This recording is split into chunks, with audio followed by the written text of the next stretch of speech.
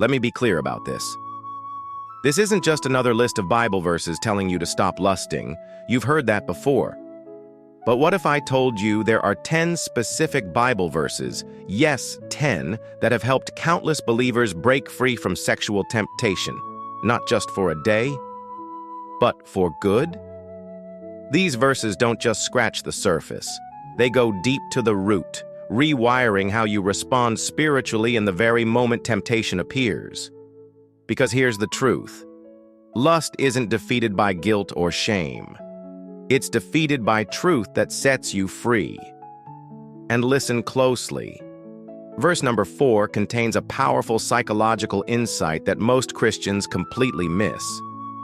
It transformed the way I see temptation, and I believe it can transform you too.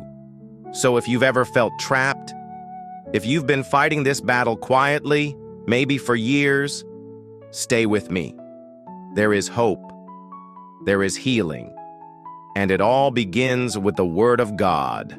Verse 1, Matthew 5:28-29. Let's start with the words of Jesus himself. Anyone who looks at a woman lustfully has already committed adultery with her in his heart. If your right eye causes you to stumble, gouge it out and throw it away. Now let's be real. Jesus wasn't telling us to literally harm ourselves. He was teaching us something deeper, that lust doesn't begin with the act, but with the glance.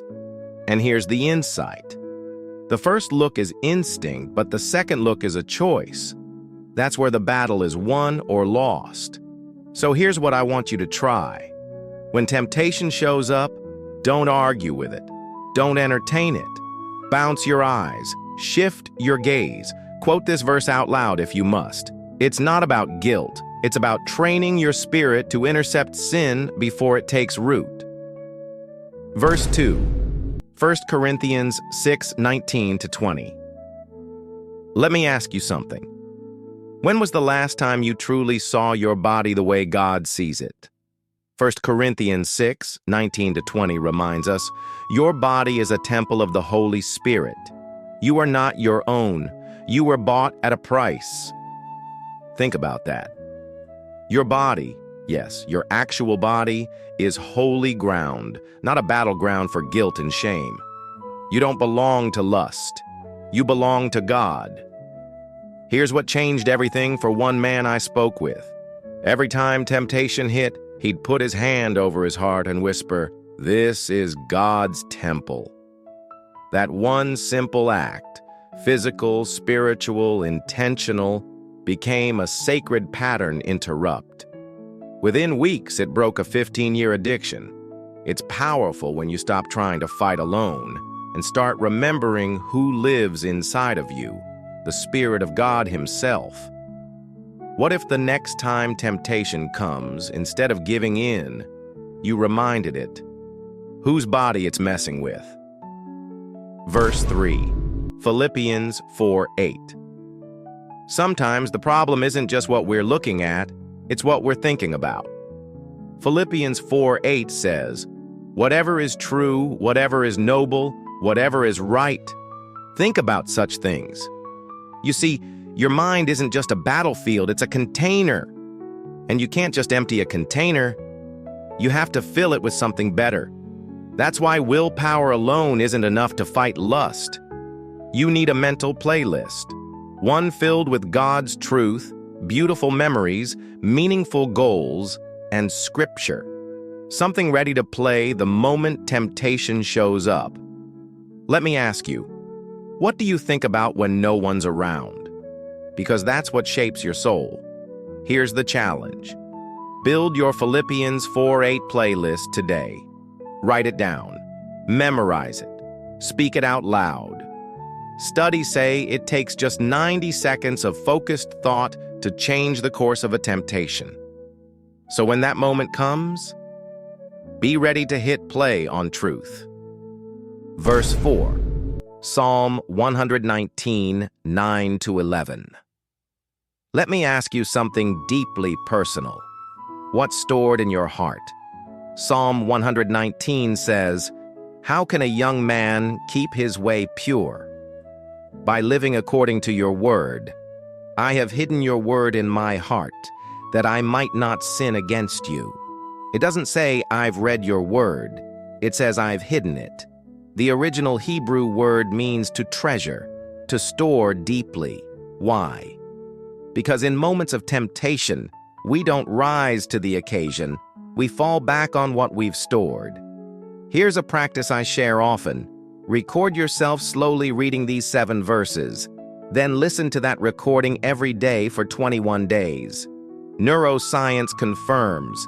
Repetition rewires your brain. It's not magic. It's preparation. It's planting seeds of truth so they bloom when the heat of battle comes. So, what's hidden in your heart right now? Is it the word or the world? Verse 5, 1 Corinthians 10:13. Have you ever felt trapped in temptation as if there's no way out? You're not alone. But here's the truth. God is faithful. He will not let you be tempted beyond what you can bear. But when you are tempted, He will also provide a way out so that you can endure it.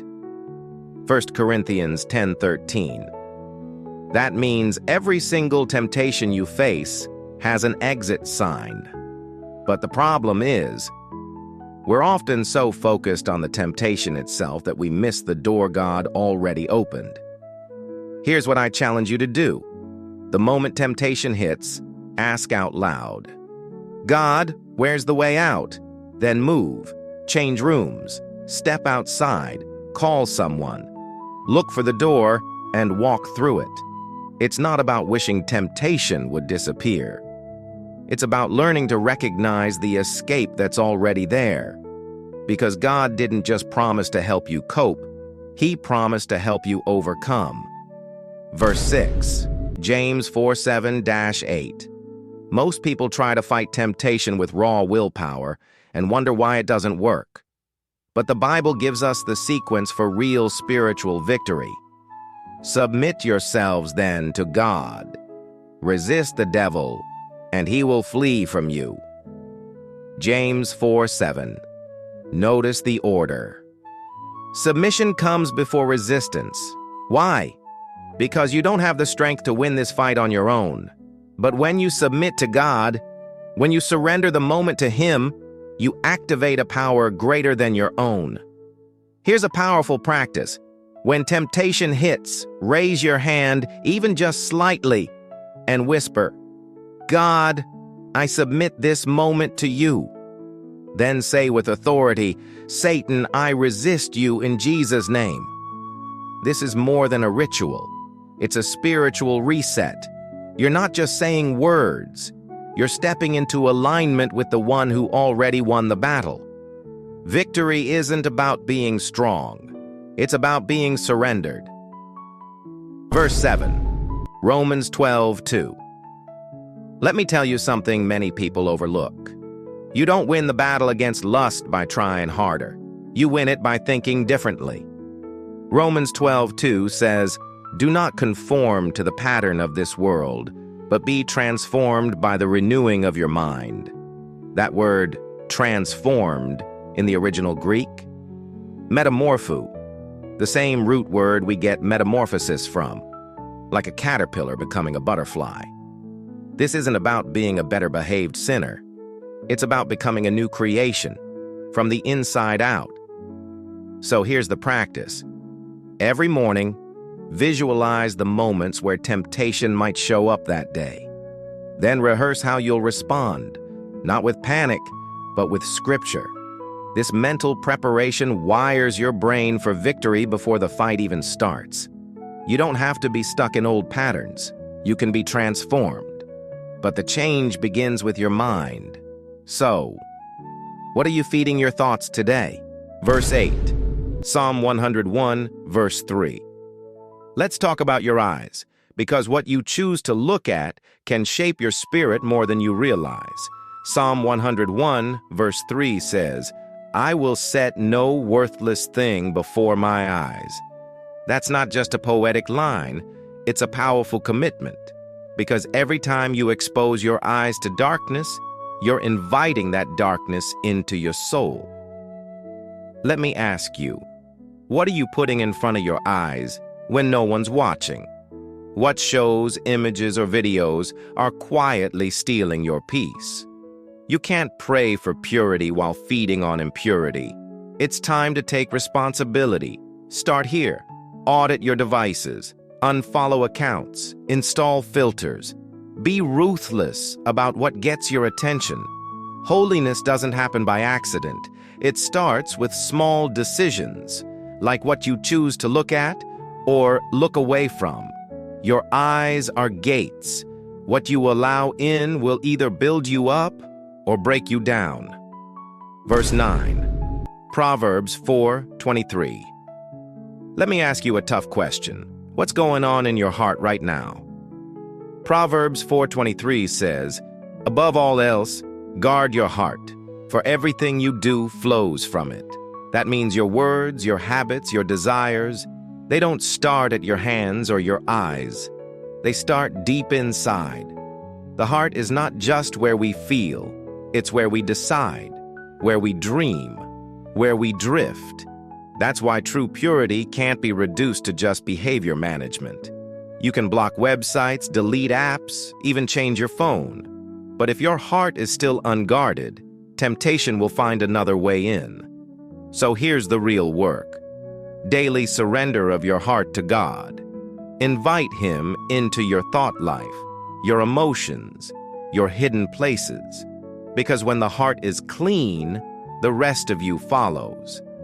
The question isn't, what do I need to stop doing? It's what do I need to start guarding? Verse 10, 2 Timothy 2:22. Sometimes the most spiritual thing you can do is run. 2 Timothy 2:22 says, "Flee the evil desires of youth and pursue righteousness, faith, love, and peace." Did you catch that? It doesn't say fight it or stand and resist. It says flee, run, move, get out of there. We've been taught that real strength is standing firm. But when it comes to lust, Scripture tells us the wise thing, the brave thing, is to walk away before it ever takes hold. Let me ask you, are you staying in environments you should have left? Watching things you know open the door? Engaging in conversations that pull you backward? Don't wait until your willpower breaks. Pre-decide your escape route. When temptation knocks, don't argue. Don't negotiate. Run. And while you're running from something, make sure you're also running towards something. Righteousness, faith, love, peace. That's not weakness, that's wisdom. These verses aren't just for reading, they're heaven's weapons, placed in your hands to renew your mind and reshape your life. You see, the real power isn't just in memorizing Scripture. It's in living it, day after day, when no one's watching.